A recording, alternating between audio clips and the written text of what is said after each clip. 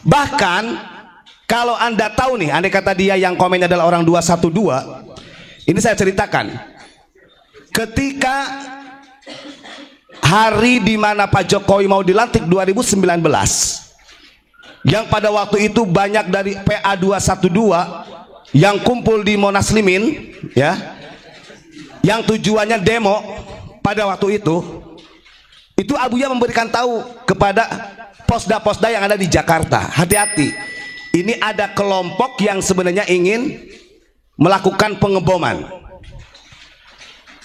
Akhirnya dari Kabinda Jabar memerintahkan kepada posda yang ada di Jakarta, maka ditemukanlah bom tersebut. Untung tidak kena rakyat. Dan kita tahu pelakunya. Bahkan kita, Abuya Muhammad Gufron, tahu siapa yang menyuruhnya. Urusan narkoba, sabu, termasuk teroris yang ada, yang menjamur di Nusantara ini, kita tahu orang-orangnya. Kita tahu kelompok-kelompoknya. Begitu. Ini nyata. Karena kita langsung berhadapan. Kan takbirnya Rizik Syihab sama Bahar sampai ke kemana Pak? Ke Aceh. Bisa membantu tsunami Aceh, begitu. Dengan bantuan, saya bilang, saya ini begini-begini juga paham dalamannya orang FPI. Ketika itu ada bantuan, mau itu relawan dan lain sebagainya, karena ada donaturnya. Dan kita tahu orang di belakangnya siapa. Begitu ya, sebenarnya banyak kalau mau kita bongkar. Makanya jangan macem-macem. Diciduk nggak? Bahaya itu.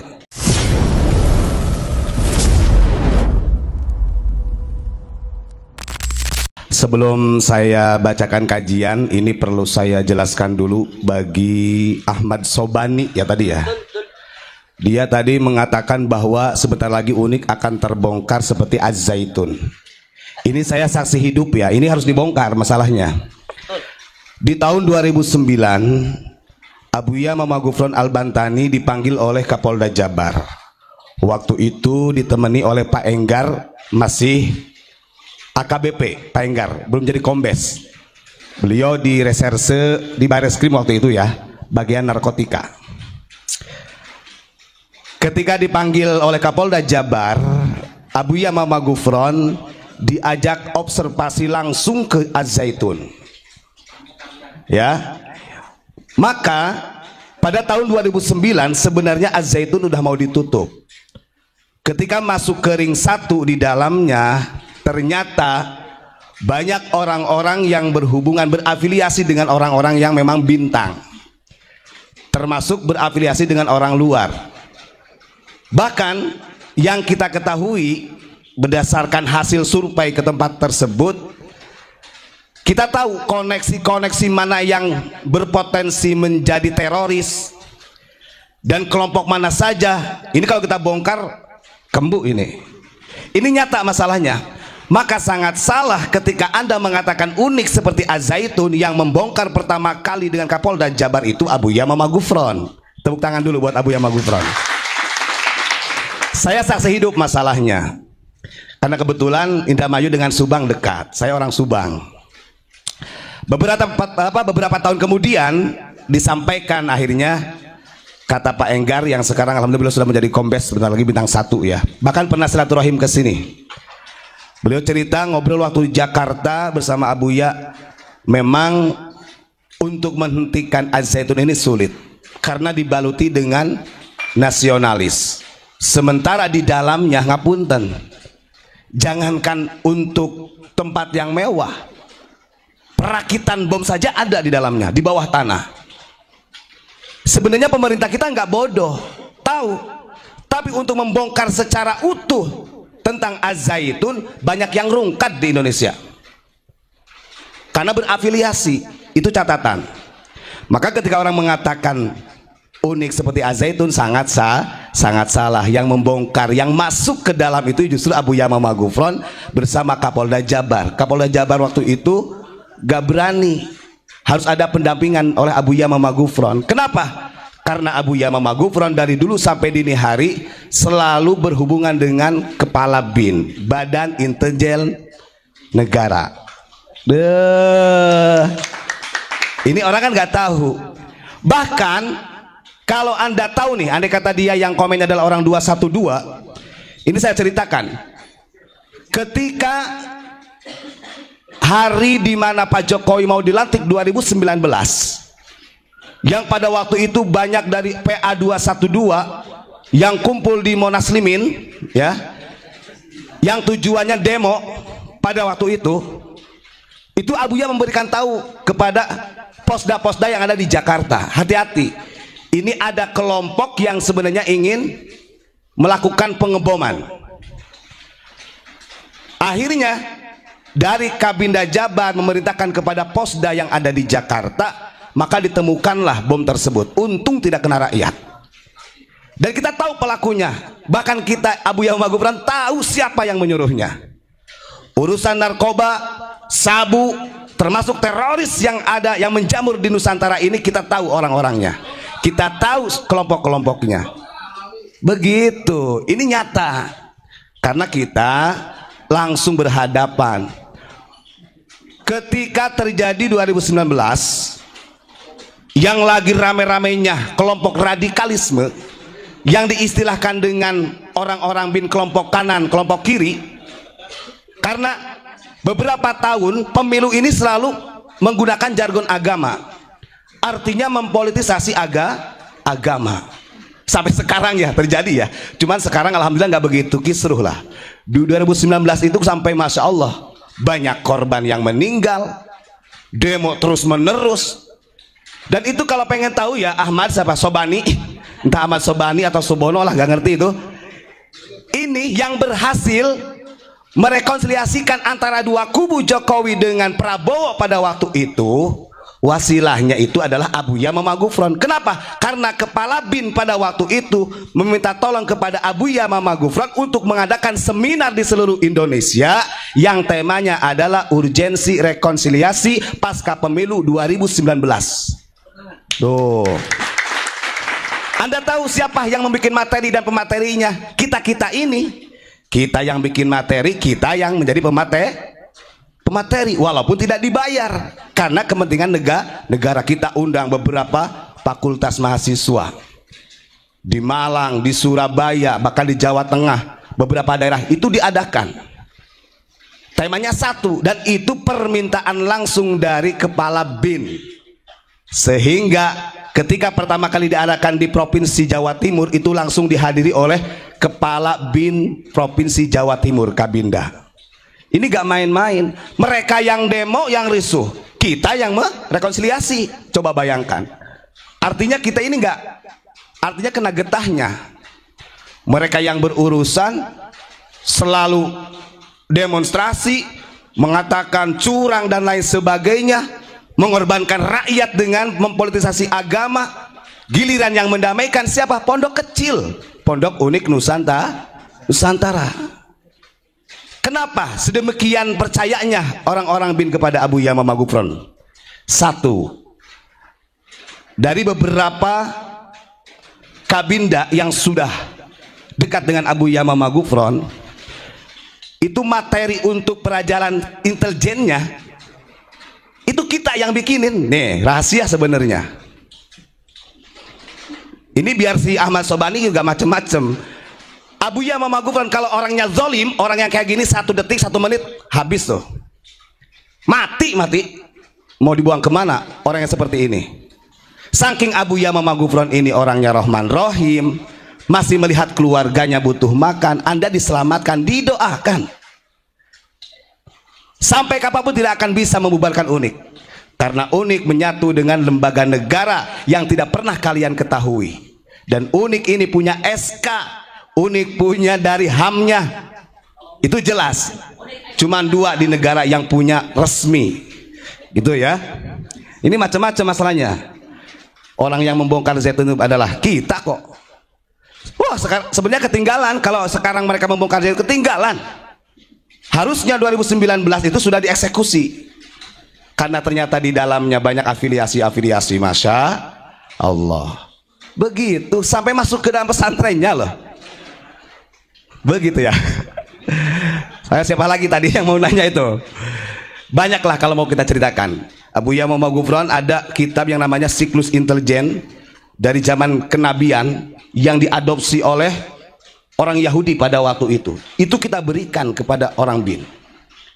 ditayangkan di Infokus di proyektor, dan kita paparkan sampai mereka itu orang bin juga kaget, heran, hebat begini ya orang pesantren bisa menjelaskan sistem intelijen. Akhirnya Abuya mengatakan justru intelijen ini adalah ajaran Rasulullah. Siapa di zaman Rasulullah yang menjadi kabinnya, kepala bin pada waktu itu? Hudzaifah Al-Yaman. Beliau jasusul muslimin, raisul jasus. Ada baisnya Badan Intelijen Strategi. Siapa pada waktu itu? Salman Al-Fari. Banyak itu. Nah makanya sebenarnya kalau ada orang yang mengatakan demikian, ini kalau mau diculik-culik beneran. Serius. Ada beberapa kawan-kawan kita ya dari santrinya Abah yang di Jakarta itu, yang suka melihat komen-komen, gimana Ustadz? Ini gimana, sikat aja? Wah kalau bagi saya sikat aja sudah. Tapi kan kalau Abuya, oh jangan, kasihan. Jadi jangan mengatakan bahwa unik ini hanya sekedar menyampaikan di media saja. Kemarin ada yang ngomong, ketika kita bahas masalah takbir, Rasulullah sendiri itu melarang keras ketika di jalan membaca takbir, karena dalam etika membaca takbir, idza sa'idna kabbarna wa idza nazzalna sabbahna. Itu dalam hadis yang sahih dalam kitab Al-Azkar. Kalau kita jalan, kalau jalan itu naik baru membaca takbir. Kalau jalan itu turun, sabbahna kata Rasul, membaca tasbih.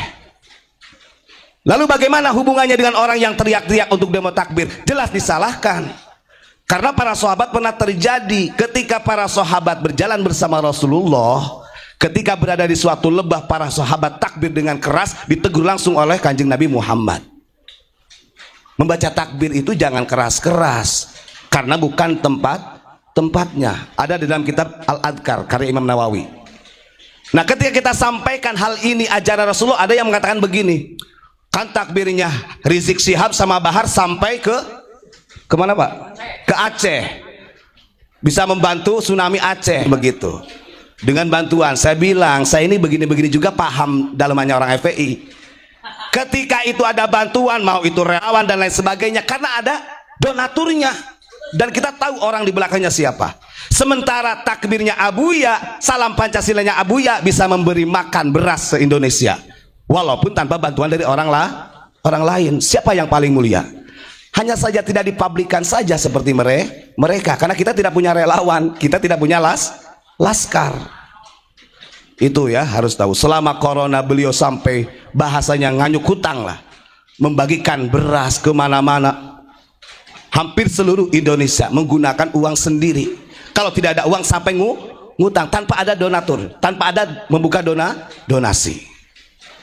Artinya takbirnya elu itu lebih hebat takbirnya kita, walaupun takbir kita tidak keras. Artinya didengar oleh Allah Subhanahu wa ta'ala. Tasbih, subhanallah, ganti jangan takbir. Begitu ya, sebenarnya banyak kalau mau kita bongkar. Makanya jangan macem-macem, diciduk nggak, bahaya itu. Jangan melihat stylenya Abu Yamamah Gufron ya. Saya itu banyak dibawa oleh beliau. Kadang-kadang ada orang sekarang Pak, yang kemarin ribut masalah pemilihan presiden, kita mah ketawa sebenarnya. Saya langsung diajak oleh Abu Yamamah Gufron di hotel bintang 5, dari praksinya langsung, tangan kanannya langsung dari setiap calon. Nih kalau saya buka, karena ini kan udah selesai pilpres, uang di depan mata tuh ditolak oleh Abu Yamamah Gufron. Bahkan pengen punya inventaris apa, mobil apa saya belikan, mau Robicon bahasanya apa saya belikan. Di Jakarta loh, saya saksi hidup. Di saking Abuya ini menjaga marwah, jangan sampai umat ini terpecah belah, tetap didoakan. Karena itu bukan bagian kita. Ulama hanya mendoakan. Ini rame-rame, semuanya dijargonkan dengan agama. Kalau tidak memilih si A masuk neraka, kalau tidak memilih si B, wah macam-macam. Ini namanya mempolitisasi agama. Ingat, zaman dinasti khilafiyah kenapa hancur? Karena selalu mempolitisasi agama. Makanya sampai dini hari gak akan bisa. Walaupun HTI ingin mendirikan khilafah, karena sistemnya seperti itu dan selalu menggunakan jargon agama, hancur. Yang ada adalah tumpah darah antar saudara. Kita lihatlah di zaman dinasti, yang paling sininya dinasti Utsmani Turki, Masya Allah, perang saudara. Terjadi perang Jamal di zaman sahabat, ketika Muawiyah dengan Sayyidina Ali, sampai dari Muawiyah perang Jamal yang memimpin mertuanya sendiri istri Rasulullah Sayyidatina Aisyah, dari Syiahnya, dari pro Alinya Sayyidina Ali. Coba bayangkan, menantu sama mertua Aisyah dari Muawiyah, Sayyidina Ali dari Syiah, perang Jamal tuh. Itu apa gara-garanya? Gara-gara mempolitisasi agama. Akibatnya begitu. Saya tanya, di Indonesia yang selalu menggunakan jargon agama dalam hal kepentingan politik, di Indonesia yang selalu mempolitisi agama, kira-kira kita orang Indonesia atau orang luar kira-kira? Yang keras orang mana? Orang luar, Ba'alawi. Bagaimanapun karakter Ba'alawi ini adalah transformasi dari suku Himyar, kerajaan terakhir di Yaman, kerajaan Yahudi. Tetap karakternya tetap ada. Itu yang harus kita pahamkan. Maka kita jangan takut. Sampai kapanpun kalau kata Abuya, kita tidak akan pernah mundur, karena kita mencari kebenaran, bukan mencari pembenaran. Begitu ya. Nah, terakhir saya ingin menyampaikan hadis saja. Itu hanya menanggapi dari orang yang ngomong tadi sok tahu. Yang kedua, tadi ada yang bertanya mengenai tentang mujaddid, artinya pembaharu. Sebenarnya mujaddid ini memang dalam 100 tahun, 1 abad pasti ada, termasuk pergantian wali kutub. Kalau di dalam kitab Futuhat Al-Makkiyah karya Al-Imam Ibnu Arabi, setiap 100 tahun 1 abad itu ada pergantian wali kutub. Kita nggak tahu siapa walinya, siapa yang menjadi posisinya sekarang sebagai wali kutub. Begitu juga sebagai mujaddid. Jadi per 100 tahun ada pergantian. Nah, kenapa dalam kurun 100 tahun pergantian wali kutub atau mujaddid tadi? Karena masa itu ada masa transisi. Ingat ya. Jadi kalau kita lihat dalam kaidah alam, itu ada di mana masa, nanti yang saya sampaikan ini. Karena kan Nabi berkaitannya dengan hadis Nabi yang ada dalam Sunan Ibnu Majah ini. Ketika memang dunia ini sudah betul-betul ambruk dan tidak terselamatkan, maka di situ akan ada delegasi Allah. Artinya utusan, tapi bukan nabi, ya. Utusan delegasi di sini ya yang disebut dengan para wali Allah. Memang betul, itu tercatat dalam kitab Futuhat Al-Makkiyah karya Ibnu Arabi. Nah, berkaitan dengan itu, dalam hadis Nabi yang ke-4206 ya, Sunan Ibnu Majah. Bismillahirrahmanirrahim. An Abi Hurairah radhiyallahu an qala qala Rasulullah sallallahu alaihi wasallam, sayati 'alan nasi sanawatun khadda'atun yusaddaqu fihal kadhibu wa yukadzabu fiha as-sadiqu wa yu'tamanu fihal kha'inu wa yukhawwanu fihal aminu wa yantiqu fihar ruwaibidah. Qila wa marruwaibidah qala ar-rajulu at-tafihu fi amril ammah.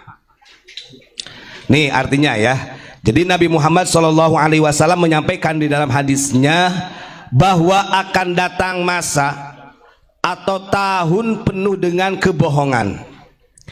Apa yang dimaksud dengan tahun atau masa penuh dengan kebohongan? Yaitu tahun yang penuh dengan kebohongan yang menimpa manusia, itu di mana pendusta dipercaya. Oke? Orang yang jujur didustakan, amanat diberikan kepada pengkhianat, orang yang jujur dikhianati, dan ruwaibidah. Lalu sahabat bertanya, apa ya Rasul ruwaibidah itu? Kanjeng Nabi menjawab, ruwaibidah adalah orang-orang yang bodoh yang diberikan amanah untuk mengurusi urusan perkara umat. Duh, ini terjadi. Artinya di masa-masa seperti ini, di mana kita sudah sulit membedakan mana orang yang amanah, mana orang yang jujur.